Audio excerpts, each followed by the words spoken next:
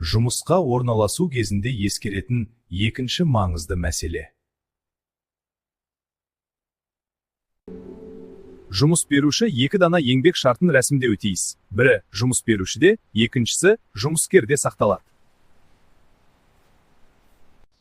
Кей жағдайларда жұмыс берушілер екі дананы да өздерінде қалдырып, немесе шарттың бір данасына ғана қол қоюды ұсынады. Мұндай жағдайда жұмыскердің құқықтарын дәлелдеу және қорғау қиынға соғады. Өз данасы қолыңда болмаса, еңбек дауы кезінде дәлел келтіру мүмкіндігі айтарлықтай шектеледі. Жалпы, бұл мәселе бойынша менің мынадай ойым бар.